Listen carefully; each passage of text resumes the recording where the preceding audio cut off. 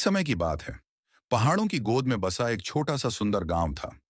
गांव के अंतिम छोर पर एक झोपड़ी थी, जिसमें एक दयालु किसान रमेश रहता था। रमेश मेहनती था, लेकिन उससे भी ज्यादा बड़ा उसका दिल था। उसकी झोपड़ी में दो प्यारे साथी रहते थे।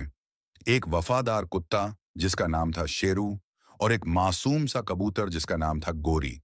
शेरू और गोरी की दोस्ती पूरे गांव में मशहूर थी।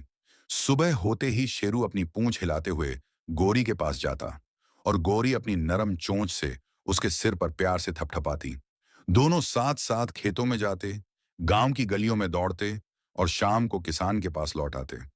गांव वाले अक्सर कहते, जानवरों में भी इतनी सच्ची दोस्ती होती है, ये दोनों देखकर ही पता चलता है।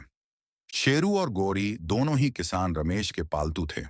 रमेश उन्हें सिर्फ जानवर नहीं, बल्कि अपने परिवार के सदस्य समझता था। वह अक्सर हंसते हुए कहता, शेरू मेरा रक्षक है और गोरी मेरी खुशी। एक दिन कुछ ऐसा हुआ। एक दिन गांव में तूफान आया। तेज हवा, काले बादल और भारी बारिश ने सबको डरा दिया।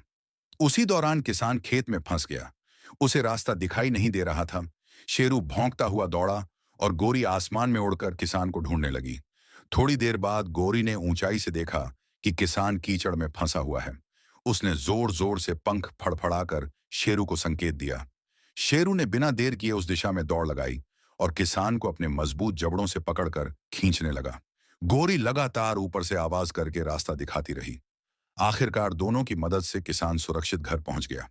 उस दिन किसान ने दोनों को गले लगाया और कहा, तुम दोनों सिर्फ मेरे पालतू नहीं, मेरी जान हो। गांव में सभी लोग इस अनोखी दोस्ती की मिसाल देने लगे।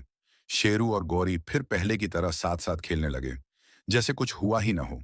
पर उनके दिल में एक बात हमेशा के लिए बस गई, सच्चा दोस्त वही होता है जो मुश्किल में साथ खड़ा रहे।